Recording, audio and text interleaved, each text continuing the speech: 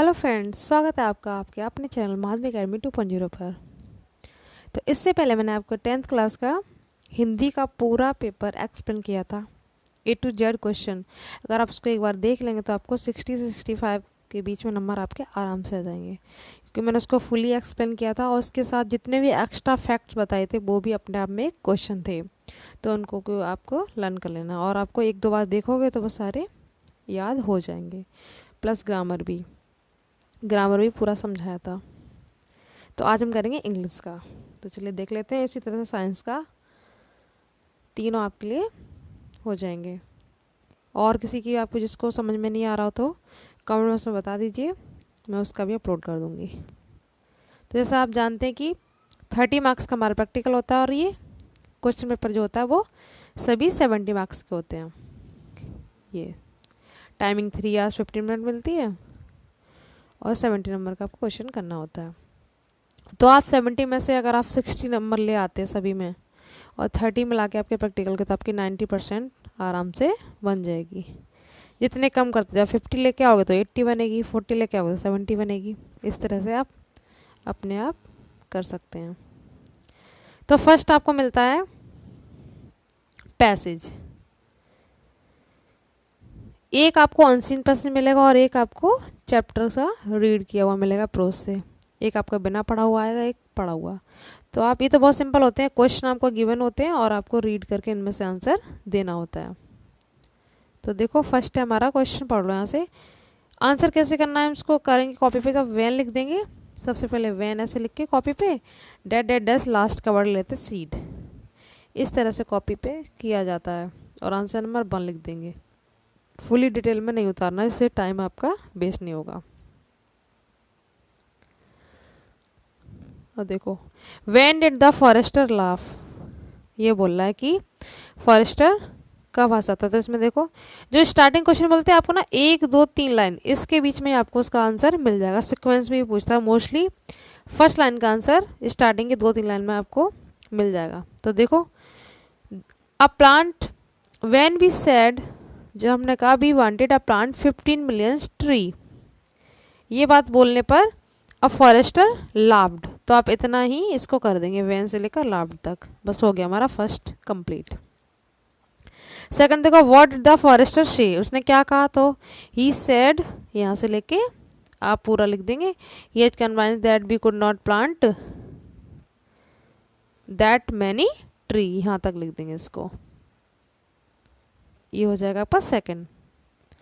Third आपका है, इसको थोड़ा और चाहो तो आप एक लाइन और इसमें ऐड कर सकते हैं, नंबर के अकॉर्डिंग आपको करना है। 3 मार्क्स का ना, थोड़ा और बढ़ा सकते हैं इसको, बिकॉज से रीजन करके आप 4 तक कर सकते हैं यहाँ तक, क्योंकि 3 मार्क्स का पूछा गया। थर्ड में आपको पूछा मैनी। मैनी का आपको क्या बताना है, एंटोनिम्स क्या होते हैं, ब्लोम शब्द। जैसे आप हिंदी में ब्लोम शब्द बोलते हैं ना, उल्टा लिखते हैं उसका, ऐसे आपको इसका जस्ट अपोजिट करना है। तो मैनी का मतलब क्या होता है, बहुत से। तो इसका अपोजिट क्या होगा, एक्चुअल में आपको आएगा इसका फ्यू, मतलब बहुत कम। मैनी मतलब बहुत अधिक, ठीक है। इसी पैराग्राफ में से आपको एंटोनियम्स सिनोनिम्स कुछ भी वो पूछ सकता है, एडजेक्टिव भी पूछ लेगा, विशेषता। लास्ट है हमारा इसी पैसेज से क्वेश्चन है प्रोड्यूस का। अब आपको मीनिंग देना है, एक तरह से सिनोनिम्स बताना है। तो प्रोड्यूस मतलब क्या होता है, उत्पन्न करना, ठीक है, किसी को बनाना। तो आप इसका क्या लिख सकते हो, मेक। मेक भी लिख सकते हो, इसका बिल्ड भी लिख सकते हो, बनाना होता है ये। तो इस तरह से आपका एक एंटोनिम्स हो गया, एक सिनोनिम्स। इस तरह से या मीनिंग पूछ ले या सिनोनिम्स बोल दे, बात एक ही है। अब पैटर्न चेंज हो चुका है, पहले आपको लिटरेचर का करना होता है, फिर ग्रामर। अब आपको ग्रामर पहले आती है, लिटरेचर बाद में। तो इसके बाद आपको एप्लीकेशन, मैं आपको 4 या 5 एप्लीकेशन बता देती हूँ, आप इतना लर्न कर लो, इससे बाहर आपको बोर्ड में नहीं मिलेगा। लेटर आप बिल्कुल मत करो, आते भी नहीं है, तो आप एप्लीकेशन कर लो। कौन कौन सी, एक तो फीवर, इसमें मदर की सिकनेस बोला गया है। आपके लिए बोला जाए योर सिकनेस, या फादर के लिए या मदर के लिए, तो बात एक ही, बस रीजन डालना है। जहाँ पे आप लिखते हो आई एम सफरिंग, वहाँ पे आप माई मदर कर दो, my mother has been suffering from fever, ठीक है, वहाँ फादर कर दो। तो इस तरह से आप रीजन डाल सकते हैं। एक आपको फीवर की, एक आपको मैरिज की, कहीं पे ब्रदर या एल्डर ब्रदर, एल्डर सिस्टर की शादी में जाना, उसके लिए 2 हो गई, ठीक है। थर्ड आपको चेंज सब्जेक्ट, ठीक है, सब्जेक्ट आपको कोई हार्ड लग रहा हो तो उसको चेंज करने के लिए।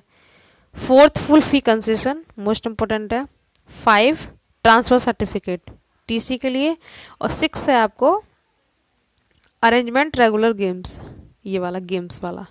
ये आप 5-6 कर लो, इससे आपको बाहर नहीं मिलेंगी बस।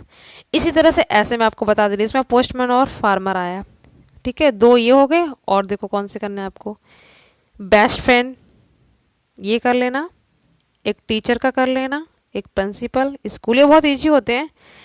प्रिंसिपल में आपको भी हेडिंग्स मेंशन होंगी सेम, जैसे आप मदर फादर का करोगे वैसे यहाँ पे प्रिंसिपल की, टीचर का करोगे वहाँ पे जैसे टीचर का नाम वहाँ पे प्रिंसिपल का। इस तरह से आप बहुत इजी होते हैं ये, ठीक है, इजीली आप कर लेंगे। मदर, फ्रेंड और पुलिसमैन, और ये भी आ जाता है कभी कभी, फार्मर, पोस्टमैन। इतने से आपको मिल जाएगा, इससे बाहर नहीं जाएगा, ठीक है। अब आते हैं ग्रामर वाले पोर्शन पे। ग्रामर तो मैंने आपको एक्टिव पैसिव डायरेक्ट टेंसेज सभी करवा दिए। टेंस आपको स्टोरी में जरूरत पड़ेगी तो देखो, और डिस्क्रिप्शन में लिंक दे रखा है, आप क्लिक करके देख सकते हैं। डज ही नॉट प्ले, इसको आप असर्टिव टेंस बनाना है। असर्टिव या अफर्मेटिव कहते हैं, ठीक है। अफर्मेटिव कैसे बनाएंगे, हेल्पिंग वर्ब, ये क्वेश्चन मार्क है, इसको सिंपल बनाओ। अफर्मेटिव, डज नॉट पूरा रिमूव हो जाएगा, और किस तरह से हो जाएगा, ही प्लेज। एस क्यों लगाएंगे, क्योंकि एक वचन। ये मैंने प्रेजेंट टेंस आपको करवा रखा है, लिंक भी दे रखा है, उस पर क्लिक करके देख लीजिए, आपको समझ में आ जाएगा। डज नॉट जब रिमूव होगा तो ये फर्स्ट फॉर्म लग जाएगी, और इस तरह से बनाना होता, फर्स्ट फॉर्म का डज नॉट कर देते हैं, सेकंड फॉर्म वाला डिड में जाता है, ठीक है। नेक्स्ट देखो, एक डायग्राम आपको मिलेगा 2 मार्क्स का। ये मैंने आपको 5-6 वीडियो पूरे अपलोड कर दिए हैं, जो कि इंटर तक के लेवल के हैं पूरा। आप उसको 1-2 बार देख लीजिए, उससे हो जाएगा। राम सेड टू मी, आपका ज़्यादातर इंट्रोगेटिव पार्ट पूछा जाता है, तो राम इंट्रोगेटिव वाले में क्या करते हैं, सेड टू के जगह आस्क्ड। इसकी हिंदी होती है नॉर्मल की, राम ने मुझसे कहा, और जब इसको बनाएंगे तो राम आस्क्ड कर देंगे। इंट्रोगेटिव क्वेश्चन में यहाँ पे आस्क्ड लग जाता है, टू हो या ना हो आपको आस्क्ड ही लगाना है। राम आस्क्ड मी, यहाँ पे आप ब्रैकेट खोलने से पहले चाहे तो इफ लगा लो या फिर वेदर। इंट्रोगेटिव में सिंपल में क्या लगाते हैं, दैट। ये आप जब आप मेरी वीडियो देख लेंगे ना तो आपको एक बार में क्लियर हो जाएगा, उसके बाद आपको समझ में आ जाएगा। अब ये यू सेकंड पर्सन है, तो यू हमेशा ऑब्जेक्ट के अकॉर्डिंग चेंज होता है। मी के अकॉर्डिंग यहाँ पे क्या ले आएंगे, आए, इफ आए, उसके बाद शुड, ठीक है। वुड भी यूज कर सकते हो, क्योंकि बिल का वुड होता है, सेल का शुड, और एक्टिव पैसिव में बिल भी सेल भी करते हैं। तो Ram asked me if, you को चेंज किया मी के अकॉर्डिंग, आई, उसके बाद should like to go to school. ये हो गया हमारा। आप ये वाला देख लेना, क्योंकि पूछा जाता है बहुत ज़्यादा, तो आपको आने चाहिए। इंट्रोगेटिव और सिंपल वाला। He is learning his lesson, इसका पैसिव वॉइस ये भी मैंने आपको पूरा करवा रखा है कोर्स, आप उसको देख सकते हैं जाके। और इसकी अलग अलग प्लेलिस्ट भी बनी हुई है सेपरेट, इंडायरेक्ट के एक्टिव पैसिव सभी की। तो एक्टिव पैसिव कैसे बनाते हैं, लास्ट को सबसे पहले सब्जेक्ट बना लेते हैं, जो ऑब्जेक्ट होता है सब्जेक्ट। तो हिज लेसन ले लेंगे, हिज लेसन। इज को कंटिन्यूस में करेंगे तो क्या कर देंगे, इज बीइंग। इज ही क्यों लगा रहे हैं हम, क्योंकि लेसन भी हमारा सिंगुलर है, प्लूरल होता तो हम यहाँ पे आर यूज कर देते। ये मत सोचना कि यहाँ पे एज है तो मैंने इसलिए एज रख दिया, नहीं, आपका लास्ट वाला भी एक वचन है इसलिए मैंने यहाँ एज रखा है। आप जब रूल्स करोगे अकॉर्डिंग तो आपको अच्छे से आ जाएगा। तो हिज लेसन, इज और आईएनजी के लिए बीइंग लगाते, इज बीइंग, फिर लर्न की थर्ड फॉर्म लिख देंगे, चाहे आप टी लगा दो चाहे ईडी लगा दो, एक ही बात है। His lesson is being learned by, उसके बाद ही का क्या कर देंगे, हिम। क्लियर, इस तरह से बना लेते हैं। जब आप रूल्स देखोगे तो आपको अच्छे से आ जाएगा। अभी मैं ज़्यादा डीपली नहीं समझाऊंगी, नहीं तो वीडियो बहुत लॉन्ग हो जाएगा, फिर आप देखेंगे नहीं। Ram is a good boy, इसे क्वेश्चन मतलब इंट्रोगेटिव फॉर्म में बनाना है, तो इज कहाँ कर देंगे, बाहर। इज राम गुड बॉय, क्या राम एक अच्छा लड़का है।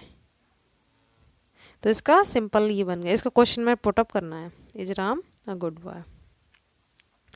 इज राम आप नॉट भी यूज कर सकते हैं, तभी तो वो क्वेश्चन में बन जाएगा। ये देखो आपको यही पैटर्न सेम रहेगा, और आपको यही क्वेश्चन कुछ ना कुछ, ये तो बहुत बार रिपीट हुआ, ये भी आया कई बार, तो इन्हीं से आपको पैटर्न सेम यही पैटर्न रहेगा। क्वेश्चन एक दो बस ये ग्रामर में चेंज हो सकता है, पर आप जब रूल्स कर लोगे ना तो कोई भी एक्स वाई जेड कोई भी क्वेश्चन आ जाए आप कर लोगे। सेम यही पैटर्न रहने वाला है बोर्ड में भी। तो हैव यू, तो हैव से समझ गए हो कि थर्ड फॉर्म आएगी, तो स्पीक की थर्ड फॉर्म क्या कर देंगे, spoken. Clear, have you spoken fill करना है यहाँ पे। अब जब बोर्ड में एग्जाम देने जाएंगे तो आपको केवल आंसर लिखने हैं, क्वेश्चन पूरा नहीं करना है, नहीं तो टाइम आपका वेस्ट होगा और आपका पेपर छूट जाएगा। इसको अरेंज करना है, एक सीक्वेंस में लगाना। तो माई मदर के पास पहले क्या आएगा, टेल्स आएगा, फिर मी आएगा, फिर गुड आएगा, फिर story. My mother tells me good stories. इस तरह से कर लेते हैं अरेंज में, ये भी आपका 2 मार्क्स का हो जाएगा। और देखो नेक्स्ट देखो, हार्ड वर्क, ये भी अरेंज ही करना है। Hard work never goes waste, पहले नेवर आएगा, फिर गोज, फिर वेस्ट, मतलब कठिन परिश्रम कभी बेकार नहीं जाता है। इससे पहले था my mother tells me good stories, मेरी माँ मुझे अच्छी कहानियाँ सुनाती हैं। ये अरेंज वाले बहुत ईजी होते हैं। हीज, ए एंड द का आर्टिकल्स का यूज भी आपको आना चाहिए। मैंने स्टार्टिंग में जब टेंस कराए थे तो उसमें समझाया था कि आ से अंग तक का साउंड आए तो आपको एन लगाना होता है, और का से ज्ञा तक का साउंड आए तो आपको ए लगाना होता है। तो यूरोपियन, यूरोपियन को लिख के देखो ऐसे, यूरोपियन, यूरोपियन। तो या यज्ञ आ रहा है तो का से ज्ञा के बीच में गया तो हम यहाँ पे ए लगाएंगे। बच्चे ई को देख के एन लगा देते हैं और उनका गलत हो जाता है, तो आपको ए फॉलो करना है। कभी आपको एग्जाम में ऐसे मिले तो आप अल्फाबेट हिंदी से लिख के देखोगे, ठीक है। हिंदी में लिखो, अगर का से ज्ञा तक के बीच में जा रहा तो ए लगा दो, आ से अंक के बीच में आ रहा तो एन लगा दो। ये मैं आपको करवा चुकी हूँ। नेक्स्ट देखो, हैव यू सीन, ये भी आर्टिकल से रिलेटेड है, तो क्या फिल करोगे, ए एन या द, ठीक है। तो हैव यू सीन, इसमें रेड फोर्ट एक मॉन्यूमेंट है, ठीक है, तो आपको किसका यूज करना है, द का। Have you seen the Red Fort, the का यूज हो जाएगा यहाँ पे। एवरी सेंटेंस हैज पार्ट्स, प्रत्येक सेंटेंस के कितने पार्ट होते हैं, तो कितने होते हैं, 4।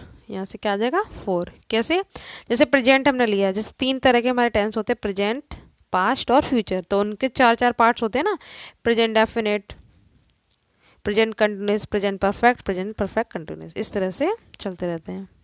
मैंने आपको प्रेजेंट पास्ट के ही करवा दिए, तो आप देख सकते हैं, क्योंकि आपको देखो ये क्वेश्चन 5 में स्टोरी आई है ना 5 मार्क्स की, तो आप जब 10 सीख लोगे तो आपकी स्टोरी आ जाएगी। आप ज़्यादा नहीं, बस प्रेजेंट पास्ट के 2 पार्ट्स, ज़्यादातर स्टोरी प्रेजेंट और पास्ट पे ही डिपेंड होती है कि ये किया वो किया सब, और फ्यूचर में हार्डली एक आध क्वेश्चन फ्यूचर का जाता है गागी से रिलेटेड। तो आप ज़्यादा नहीं कर पाओ तो 2 पार्ट जरूर देख लो, जिससे आपकी स्टोरी अच्छे से हो जाए और मीनिंग्स अच्छे से लर्न कर लो, तो आपकी स्टोरी गलत नहीं होगी। और 10th में बहुत सिंपल आती है, 12th में थोड़ी हार्ड आती है। तो देखो कैसे करना है।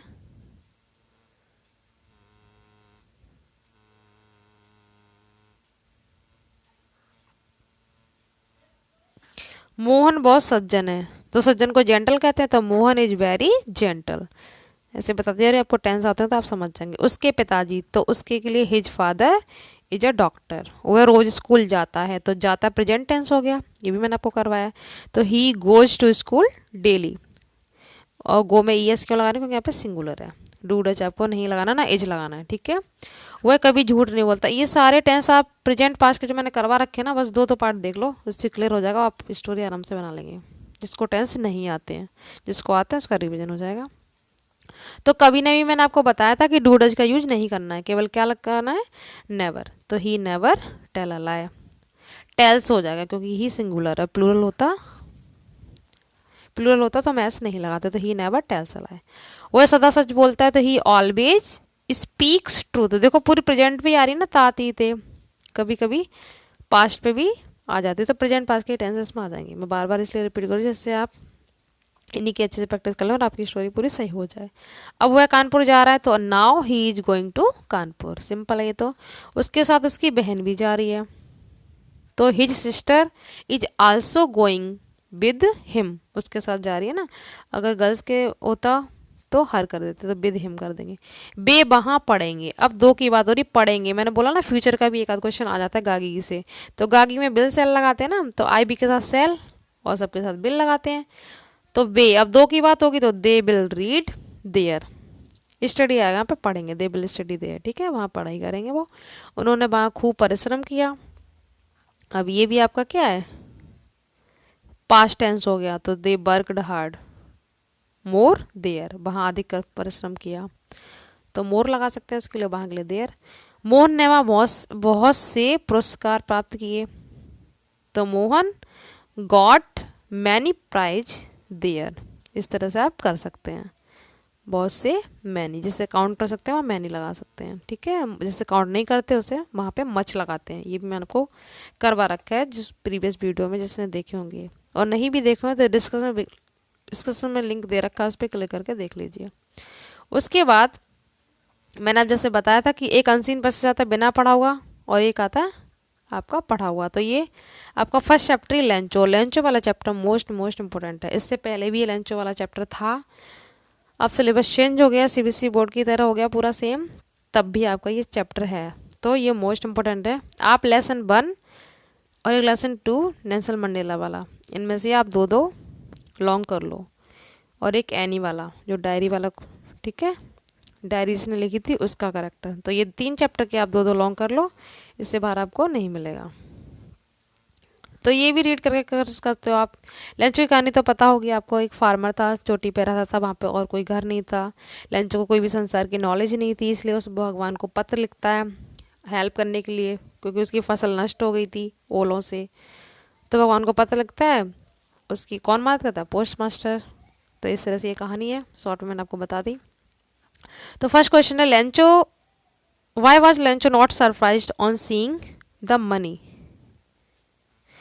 ये कह रहा है कि लेंचो को पैसे देखकर बिल्कुल भी सरप्राइज क्यों नहीं हुआ था। भगवान को पत्र लिखा उसने और पैसे मिले उसे, जो कि पोस्ट मास्टर ने भेजे थे, पर उसे लगा भगवान ने भेजे हैं, फिर भी वो सरप्राइज नहीं हुआ था। क्यों?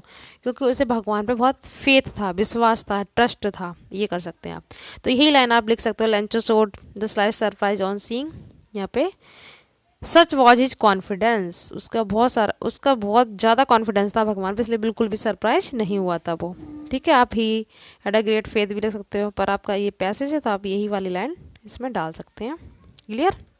नेक्स्ट 2 रीजन्स पूछे गए हैं जिससे ये पता चलता हो कि उसको गुस्सा आया था। 2 रीजन बताओ कि did he give to justify, उसने अपने गुस्से को प्रकट किया, उसके 2 रीजन बताओ। इससे रीड करके आपको पता करने हैं कि आपको कैसे पता चला कि उसको गुस्सा आया। ये भी क्वेश्चन आता कि लेंचो गुस्सा क्यों हुआ था, तो आप ये ऐसे आप डाल देना कि he count the money, when he count the money counted आएगा, when he counted the money he got angry. तो ये शॉर्ट आंसर मैंने आपको बता दिया। ये क्वेश्चन पूछा जाता है कि गुस्सा क्यों हुआ था जब पैसे काउंट किए, क्योंकि उसको 100, ये भी क्वेश्चन आता है 100, जितनी भी मैं एक्स्ट्रा फैक्ट बताती जा रही हूँ वो भी अपने आप में क्वेश्चन है, तो ध्यान से सुनना। जैसे मैंने आपको हिंदी में एक्स्ट्रा बताया था, ऐसे इंग्लिश में। स्पीड फास्ट लग रही हो तो आप इसको स्लो मोशन में देख सकते हैं, सेटिंग में जाके उसे कर लीजिए। तो मैं आपको बता रही थी 100 पीसेस की उसको ज़रूरत थी और उसको 70 ही मिले थे। ये क्वेश्चन भी आपको याद होना चाहिए, कितना बहुत पूछा जाता है ये भी। और बारिश कितनी देर हुई थी? 1 आवर, ठीक है। और फसल हेल स्टोन से नष्ट हो गई थी, एक तरह सॉल्ट, पूरा खेत सॉल्ट की तरह दिख रहा था, नमक वाइट। तो ये भी क्वेश्चन पूछा गया है, जो भी पूछे गए हैं बार बार मैं आपको बता देती हूँ। तो 2 इसमें रीजन देने हैं, तो इसमें से आप क्या डाल सकते हो? He become angry when he counted the money, ठीक है, ये मनी आप यहाँ पे मनी मान सकते हैं इसको। God could not have made a mistake, भगवान ने कोई गलती नहीं की। लेंचो का ऐसा कहना था कि भगवान ने कोई गलती नहीं की। He have denied Lencho what he had request immediately. एक तो ये रीजन था क्योंकि वो भगवान से कह रहा था आपने कोई गलती नहीं की। इससे भी सो हो रहा कि उसे गुस्सा था, वो किससे? एम्प्लॉय से, जितने भी वहाँ पे कर्मचारी काम कर रहे थे पोस्ट ऑफिस में, उनसे गुस्सा था। और फिर दूसरा, Lencho bent up the window के पास जाता और फिर से पेपर उठाता और इंक लेता है और लिखना स्टार्ट कर देता है। तो इससे पता चलता है कि उसको गुस्सा आया था। तो आप ऐसे इसमें से लिख सकते हैं। उसके बाद प्रोज में से आपसे 2 लॉन्ग आएंगे, आपको एक ही लॉन्ग करना होता है, ठीक है। देखो 2 लॉन्ग प्रोज में चॉइस मिलेगी, 2 लॉन्ग आपके सप्लीमेंट्री, पहले नहीं आते थे बट अब इस बार आएंगे। तो दोनों में से आपको एक एक करना होता है, चॉइस मिलेगी। तो आप स्टार्टिंग के 4 चैप्टर में आपको जो इसमें बता रही हूँ लेंचो मंडेला, इसमें से आपका मिल जाएगा। इसी सप्लीमेंट्री आपको 2 कर लेने हैं, दोनों में से एक आ जाएगा। जितने भी चैप्टर हैं आपका हार्डली, आपको ज़्यादा अगर आपको लग रहा हो तो आप 4 चैप्टर कर लो, उससे बाहर आपको डेफिनेटली 100% 4 चैप्टर में से मिल जाएगा। क्लियर। तो इसमें बोला कि लेंचो को भगवान पर डीप फेथ मतलब बहुत ज़्यादा विश्वास था, बट डाउट ऑन मैन, मनुष्य वो संदेह करता था। इस बारे में आपको टिप्पणी लिखनी है। तो अब इस तरह से लेंचो का अपना करेक्टर अगर याद किया तो वो भी आप डाल सकते हो, उसी में ये रीजन भी लिख सकते हो। ज़्यादा कुछ जरूरत नहीं है, बस लेंचो का करेक्टर याद करना है, लेंचो में से और पोस्ट मास्टर का करेक्टर करना है बस। बाकी शॉर्ट, बारिश कितनी देरी हुई, कितनी उसके पैसों की ज़रूरत थी, नाराज़ क्यों हुआ, कहाँ रहता था, टॉप हिल पे रहता था, ठीक है। इस तरह से आपको ये वाले सॉर्ट कर लेने हैं बस। सेकंड में उसने पूछा मंडेला वाला कि मंडेला के ब्लैक पीपल हु फॉट, जिन्होंने लड़ाई की थी फ्रीडम दिलाने के लिए, स्वतंत्रता दिलाने के लिए, तो उसके बारे में उनका कहना क्या था। तो इसमें से आप एक कर सकते हैं, ठीक है। करेक्टर इनका भी मंडेला करेक्टर याद कर लेना, और एक एनी वाला, इसके थर्ड वाला जो चैप्टर है उसका करेक्टर कर लीजिए बस। इस तरह से आपका आ जाएगा लॉन्ग में क्वेश्चन। फिर मैचिंग मिलेगी आपको, आपको वर्ड में नहीं आना चाहिए। कंटेंटमेंट मतलब क्या होता है, सेटिस्फेक्शन मतलब संतुष्ट, ये वाला आएगा सेकंड वाला, ठीक है। क्रेस्ट चोटी को कहते हैं, लेंचो जो रहता था तो इसका टॉप ऑफ अ हिल। और ट्रांजिटिव मतलब होता है स्थाई, और नॉन परमानेंट होता है अस्थाई, तो थर्ड का होगा फर्स्ट, ठीक है। फर्स्ट का सेकंड, सेकंड का थर्ड, और थर्ड का फर्स्ट। इस तरह से आप कर लीजिए। फिर आपको मिलेगा poem, has given my heart. आप पोयम स्टार्टिंग की 4 पोयम्स के पोइट नेम याद कर लीजिए, और पोयम का नाम भी आपको ये पहचान में आनी चाहिए कि ये कौन सी पोयम है, ठीक है। तो आपको ये फर्स्ट पोयम दे रखी है इसमें, has given my heart a change of mood and saved some part of a day had rued. Rued का मतलब था दुखी। तो इसका रिजल्ट क्या निकला था, आप यही कर सकते हैं। ये कहानी ऐसे है कि हिमलोक के पेड़ पर एक कौवा बैठा होता है, उसके नीचे ये पोएट बैठा हुआ था। पोएट जी का नाम क्या था, जो पोएट बैठे हुए थे इनका नाम था रॉबर्ट फ्रॉस्ट। इन्होंने 2 पोएम लिखी हैं। आपकी सेकंड वाली पोएम यही है। ये वाली पोएम का नाम क्या है, dust of snow, dust of snow, ये वाली पोएम है एक, तो जो ये दे रखी है। एक सेकंड पोएम है आपकी फायर एंड आइस, दोनों ही किसने लिखी है, रॉबर्ट फ्रॉस्ट ने।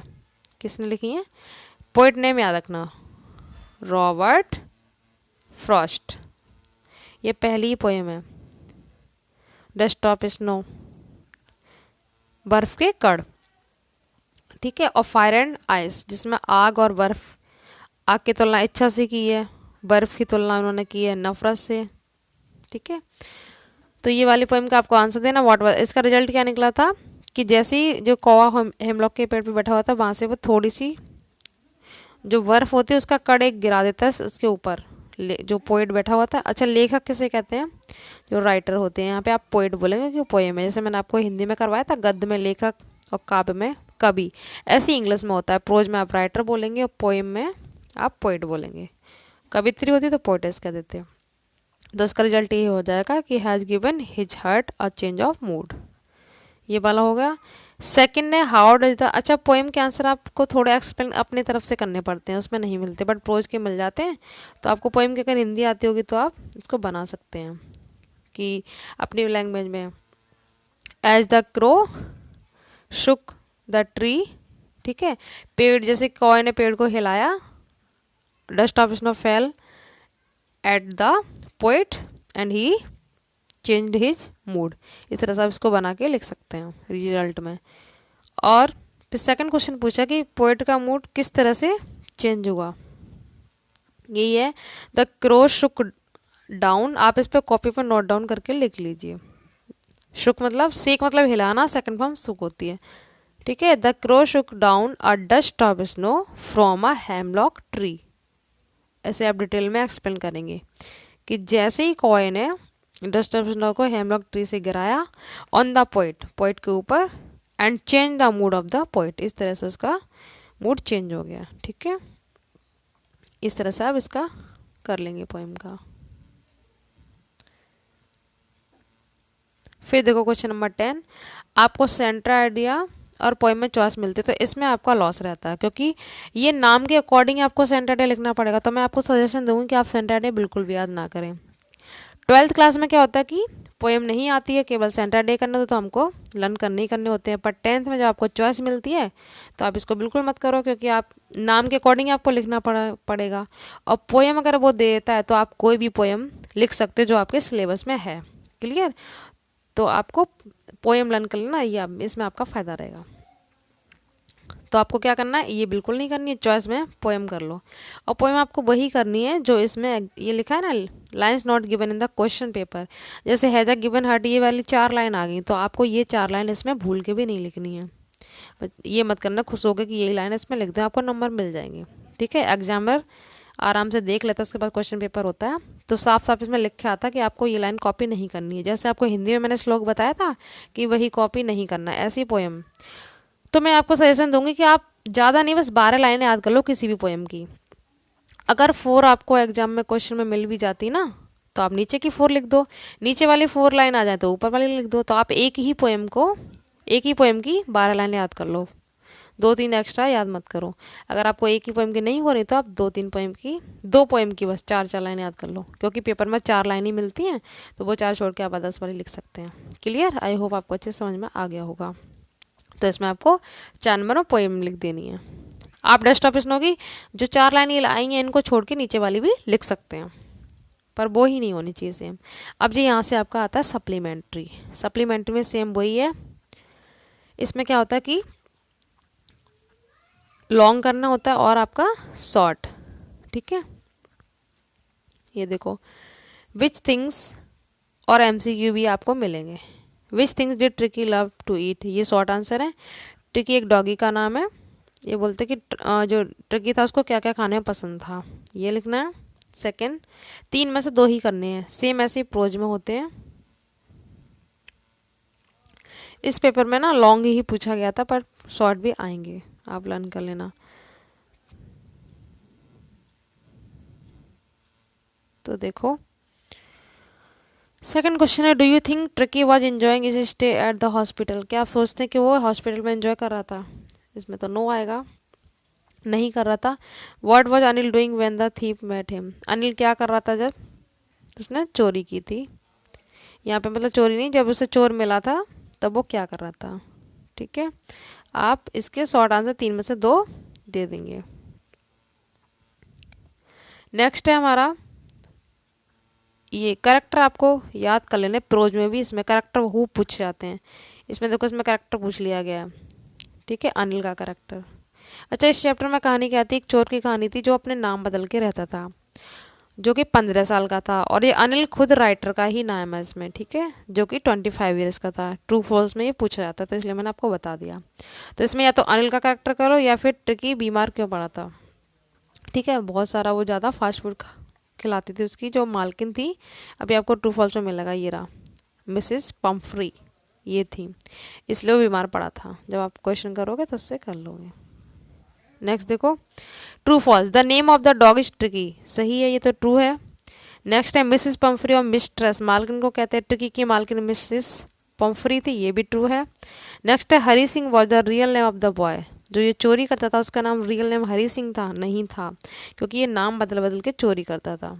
ठीक है? नेक्स्ट है आपका last, Anil was the most trusting person the boy had ever meet, उसको बहुत विश्वास था, तो ये भी गलत है, नहीं था उसको। ठीक है? इससे 2 ट्रू 2 फॉल्स हो गए आपके। तो आप अच्छे से स्टोरी 3-4 चैप्टर की कर लो, उसमें से आपके 4 नंबर के ट्रू फॉल्स मिल जाएंगे, और 2 शॉर्ट और 1 लॉन्ग। ये आपकी सप्लीमेंट्री हो गई। अब देखो प्रोज के, हाँ ये इस साइड दे दिए इसने, यहाँ पे शॉर्ट, मैं आपसे कह रही थी शॉर्ट नहीं आए, बट यहाँ पे देखो लास्ट में शॉर्ट मेंशन हो रहे हैं। लॉन्ग उस साइड था क्वेश्चन नंबर में, देखो दिखाती हूँ मैं आपको।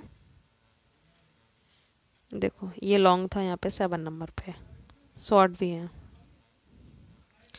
तो सेम इसमें ही कर लेना कि लेंचो कौन था, अभी बहुत पूछा जाता है। Lencho was a simple farmer, ऐसे भी लिख सकते हो। He lived in a top of hill, चोटी पे रहता था, और उसकी मेन प्रॉब्लम से ये थी कि उस पर पैसे नहीं थे फसल को उगाने के लिए। His main problem was money, so he wrote a letter to God, इसलिए उसने भगवान को पता। ये भी क्वेश्चन आता है कि उसने लेटर किसे लिखा था, तो भगवान को, और उसकी मदद किसने की थी, तो आप गॉड की जगह क्या लिखोगे, पोस्ट मास्टर। ठीक है? और पोस्ट मास्टर एक अच्छा व्यक्ति था, बेकार बेईमान नहीं था। और इसने ये भी बोला था बेईमान, लेंचो ने पोस्ट मास्टर के जितने भी एम्प्लॉय थे सबको बेईमान क्यों बोला था, क्योंकि उसे ये लग रहा था कि इन्होंने पैसों को चुरा लिया जो आए हैं। तो आप जब करोगे तो आप कर लोगे आराम से questions. Second question, 2 national anthem क्यों गाए थे, ये मंडेला वाला चैप्टर से लिया गया। ठीक है, 3 में से आपको 2 करने से सप्लीमेंट्री में से। और करेज का मीन्स देना मंडेला के अकॉर्डिंग, तो 3 में से 2 आप कर सकते हैं। तो सेम क्या है कि आपका एक एक्टिव पैसिव डायरेक्ट है, पूरी ग्रामर रीअरेंज वाला आएगा। और लॉन्ग शॉर्ट का पैटर्न क्या है कि 2 लॉन्ग मिलेंगे प्रोज में से, आपको एक करना होगा, और 2 लॉन्ग मिलेंगे सप्लीमेंट में, उसमें से एक करना होगा। और आपको शॉर्ट भी 3 मिलेंगे, उसमें से 2 करने होंगे। और ट्रू फॉल्स आपके सप्लीमेंट्री में से आएंगे, प्रोज में से नहीं आएंगे। ठीक है, और मैचिंग वगैरह जो है वो आपके प्रोज में से आती है। तो ये आपका पैटर्न, आई होप आपको अच्छे समझ में आ गया होगा। फिर भी आपको कोई डाउट हो तो मुझसे पूछ सकते हैं। और जितनी भी इसमें जो ग्रामर है वो मैंने आपको ऑलरेडी करवा रखी है, और टेंसेस भी बता रखे हैं।